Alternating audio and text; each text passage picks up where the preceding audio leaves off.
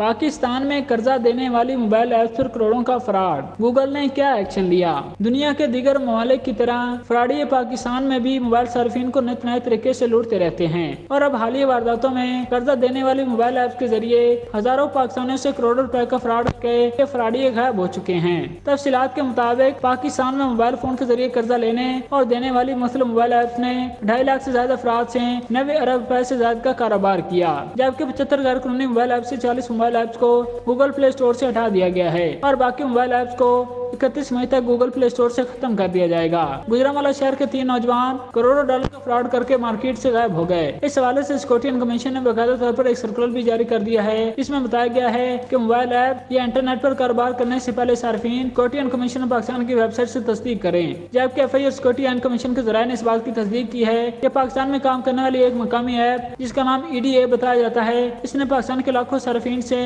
करोड़ों रुपए का फ्रॉड कर लिया है। हुकाम के मुताबिक IDA मोबाइल ऐप पर $121 की सरमायाकारी करने पर $2 रोजाना 30 दफा मोबाइल ऐप पर क्लिक करने की सूरत में सार्फिन को दिए जाते थे और साथ ये भी शर्त रखी गई थी कि 3 मजीद अफराद को अपने नेटवर्क में शामिल किया जाए। इस तरह सार्फ के साथ कारोबार करने की कोशिश की जाती थी और सिर्फ वो बताया जाता था कि ज्यादा से ज्यादा लोगों को ऐप पर लाया जाए। IDA ऐप पर $121 की सरमायाकारी करने पर 4 रोज में डबल मुनाफा देने का मोबाइल फोन सार्फ को लालच दिया जाता था और गुज़िश्ता हफ्ते इस मोबाइल फोन ऐप ने ईद ऑफर के नाम पर पाकिस्तान के लाखों सार्फिन से करोड़ों डॉलर का फ्रॉड कर लिया है। गुजरांवाला शहर के 3 नौजवानों ने करोड़ों डॉलर का फ्रॉड करने के बाद मार्केट से गायब हो गए हैं और मोबाइल ऐप बंद हो गई है। मोबाइल सार्फिन इन अफराद के जरिए मोबाइल ऐप पर कारोबार करते थे। ये लोग सार्फिन को इस ऐप के लेन देन में भी मदद फराहम करते थे। ये पाकिस्तान की तरीके का सबसे बड़ा साइबर फ्रॉड बताया जाता है और ये ऐप पाकिस्तान के किसी भी हुकूमती इदारे से मंजूर शुदा न थी।